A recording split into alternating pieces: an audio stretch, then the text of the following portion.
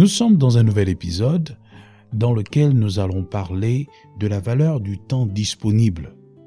En effet, nous sommes généralement occupés du lundi au vendredi lorsqu'on a une activité professionnelle, donc dans le cadre du salariat ou peut-être même de l'entrepreneuriat si jamais nous dirigeons une entreprise. Et généralement, les week-ends, notamment à partir du vendredi en soirée jusqu'au vendredi en soirée aussi, on est généralement libre, même si de façon traditionnelle, le dimanche, on va à l'église, le samedi, on en profite pour les tâches domestiques à la maison, aller faire des courses, essayer un peu se relaxer, peut-être faire aussi du sport, etc. Et le dimanche, on va à l'église et après on se repose, on prépare la semaine prochaine. Et voilà, on affronte la semaine. Généralement, on ressent toujours ce petit truc de se dire, ah tiens, aujourd'hui c'est dimanche, demain c'est le travail. Ouh là là, Seigneur. De même qu'on peut dire Thank God it's Friday, c'est-à-dire le vendredi, cette expression américaine, qui dit, d'ailleurs, je sais pas si c'est anglaise, on va dire en général, pour les anglo-saxons, qui disent toujours Thank God it's Friday, c'est-à-dire, ah Seigneur, je te bénis, c'est le vendredi aujourd'hui, parce que, au moins, on va se reposer un peu, On a souvent cette sensation-là de se dire que, waouh, demain, je vais pas venir au travail.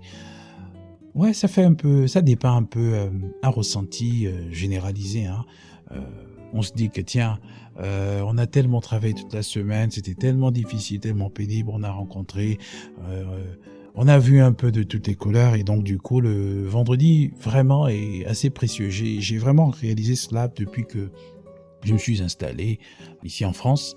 J'ai vraiment ressenti la différence, Même si de façon générale c'est universel, mais le rythme de vie, l'allure avec laquelle l'activité économique, l'activité salariale, l'activité entrepreneuriale est menée, en fait, on va se rendre compte que le week-end, vraiment, c'est le jour du repos, le jour où on veut vraiment passer à autre chose, et notamment le vendredi. Et donc, lorsqu'on passe le vendredi, ça a été, on a assuré, le samedi, on a assuré, le dimanche, c'est bien. Lorsqu'on se rend compte que bientôt il va être lundi, on commence à sentir un peu la pression, le poids de la semaine. Et là, on se dit, oh là là, est-ce qu'on va avec le sourire ou est-ce qu'on va avec la mine bien serrée là. Donc bref, dans tous les cas, c'est une réalité qui est là. Mais c'est pas ça le sujet en fait de cet épisode. Le sujet de cet épisode vraiment concerne la disponibilité du temps que nous avons, que ça soit le week-end, pendant les jours de congé, les jours de vacances, ou peut-être même au chômage. J'en parle, je rigole parce que moi j'ai passé beaucoup de temps au chômage, enfin aux yeux des autres. Selon ce que la société dit en fait de la situation d'inactivité, on va dire en guillemets professionnelle d'une personne.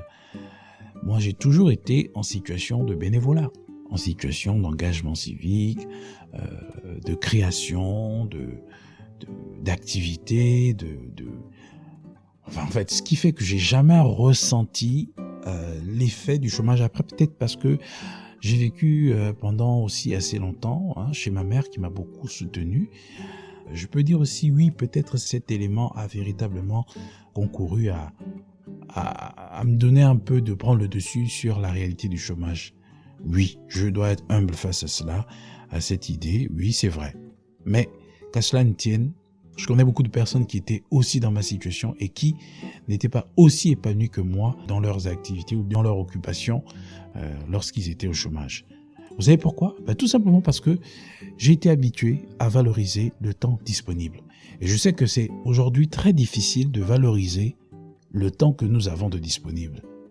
Bien entendu, les réseaux sociaux ont une part de responsabilité dans ce fait-là parce que on peut passer facilement toute une journée devant nos smartphones ou en tout cas devant notre ordinateur à scroller, être sur Facebook, aller un peu sur YouTube, après on fait un tour sur Instagram et là on peut vraiment passer un sacré temps là-bas, sans compter le temps colossal que nous allons aussi consacrer à TikTok. Donc vraiment on est absorbé de notre temps, on ne sait pas exactement ce qu'il faut en faire parce qu'on a laissé notre attention être complètement consommés par les applications qui sont dans nos téléphones. Et malheureusement, cela ne nous est pas productif parce que ça ne nous profite pas, ça ne nous permet pas d'apprendre quelque chose, de grandir et de passer à l'action.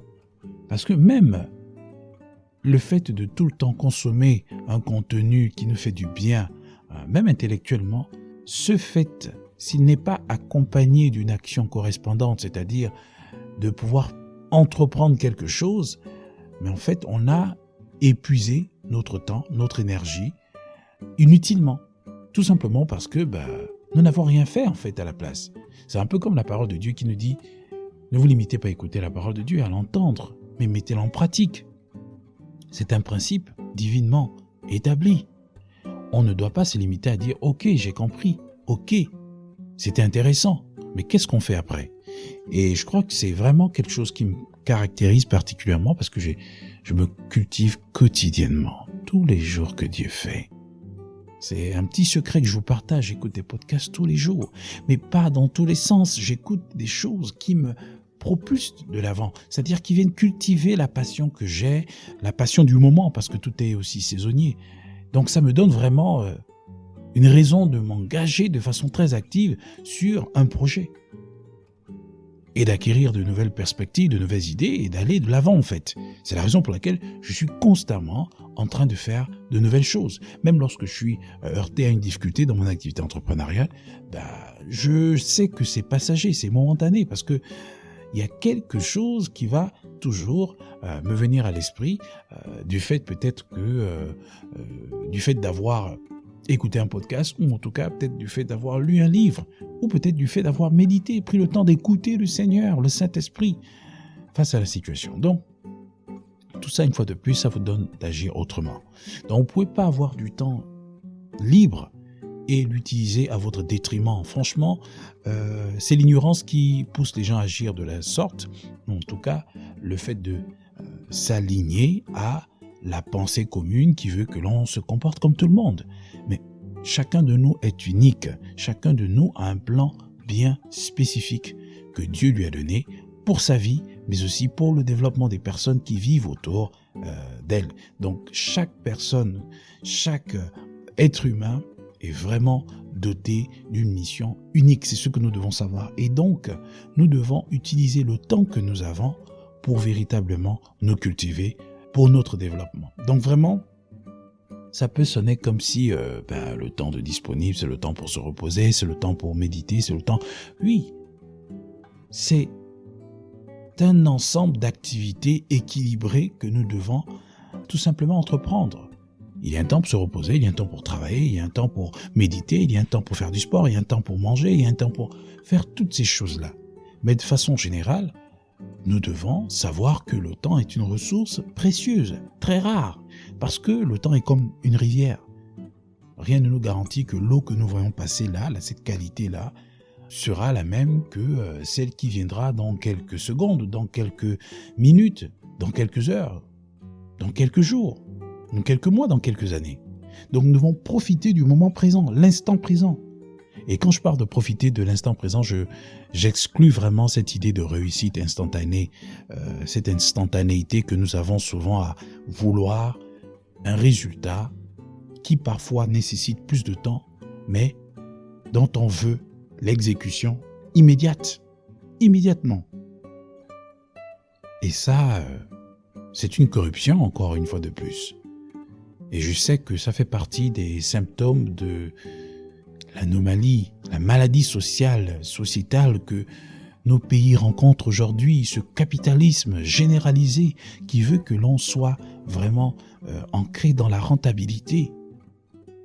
Et ce, parfois au mépris du bon sens, de l'éthique, de la morale, de la loi naturelle de Dieu qui veut qu'il y ait un temps pour toutes choses. Toutes les choses bonnes prennent du temps. Toutes les bonnes choses que nous observons dans ce monde prennent du temps. J'ai parlé du temps dans Vital, le livre principal. J'ai parlé du temps, du timing, du processus. D'ailleurs, je suis content de savoir que j'avais eu un retour là-dessus d'une lectrice qui m'a dit que vraiment c'est la partie qui lui a beaucoup fait du bien. Mais c'est vrai, le temps, Et je suis bien placé aussi vraiment pour revenir là-dessus. Les amis, le temps. Aujourd'hui, en tant qu'écrivain, et d'ailleurs si vous aussi vous êtes adonné à cette activité professionnelle, l'écriture de livres, la création de contenu, vous êtes sans ignorer que plus vous voulez de la qualité, plus vous aurez besoin de temps, de vous approprier vraiment l'idée de timing, l'idée du processus. Je me souviens que lorsque j'ai écrit le livre Exprime ta passion et suscite des vocations, cela m'a pris du temps quand même. Cela m'a pris du temps, je dirais peut-être plus d'1 an. Il était fini déjà, en moins d'un an, c'est clair, mais j'ai pris encore le temps. Et d'ailleurs, jusqu'à ce jour, vu que je suis en auto-édition, j'y retourne en fait pour essayer d'apporter quelques éclairages ou éclaircissements en fait, pour essayer de rendre ça aussi plus fluide. Parce que autrefois, plus le temps passe, on se rend compte que finalement, j'ai gagné en expérience parce que lorsque je me relis, je me rends compte que il y a des choses qui méritent une petite retouche, ouais. Et je me souviens que lorsque j'ai écrit Exprime ta passion, suscite des vocations, parfois j'étais dans certaines situations. Déjà en général j'étais au chômage, aux yeux des gens, mais j'étais toujours en activité, j'avais mon ONG, j'avais mes activités déjà de vente de livres, de coaching, donc tout ça. Enfin, j'étais auto-entrepreneur, mais selon la société, j'étais au chômage. Enfin, j'ai toujours été actif, ça, il faut vraiment, dans l'entrepreneuriat, c'est-à-dire je m'occupe, j'ai mes activités qui me permettaient d'avoir quelque chose qui pouvait me permettre au moins de réaliser certains projets. Je me souviens qu'une fois, j'avais à l'époque, j'étais encore au Gabon, dans mon pays d'origine, et une prestation m'avait permis d'avoir une entrée assez conséquente. Ça m'avait permis d'organiser un voyage pour ma fiancée à l'époque. Donc, il avait quitté la France et qui était venu au Gabon. Et nous avions passé vraiment du bon moment. Vraiment, des moments sympathiques. Donc, tout ça, c'est juste pour dire un peu que on peut être au chômage, mais on peut avoir des activités en fonction de la passion que nous avons, en fonction de l'engagement, du sérieux que nous donnons, que nous accordons au temps que nous avons de disponible. On peut véritablement faire quelque chose d'extraordinaire. C'est pendant ce temps d'ailleurs de chômage et d'engagement civique que j'ai pu me frayer des opportunités, bénéficier d'une nomination au département d'État, de bénéficier aussi également de cette bourse-là, le Mandela Washington Fellowship. J'ai vu les États-Unis, j'ai vu beaucoup de pays, le Botswana, l'Afrique du Sud, pendant ce temps-là, parce que j'étais en activité.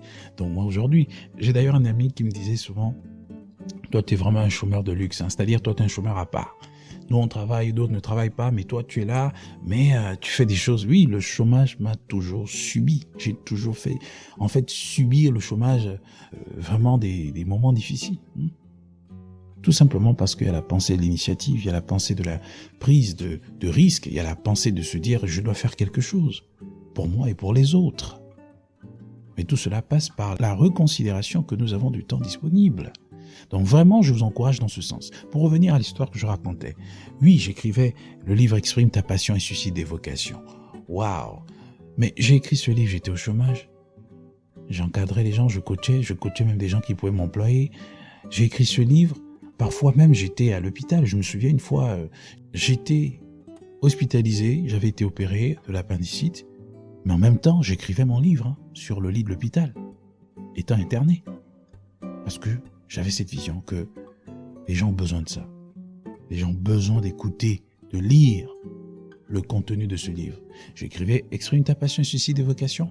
J'écrivais le guide pratique et j'écrivais la version journal de développement personnel, qui est un livre extraordinaire que j'aime vraiment. Il faut vraiment lire ce livre-là.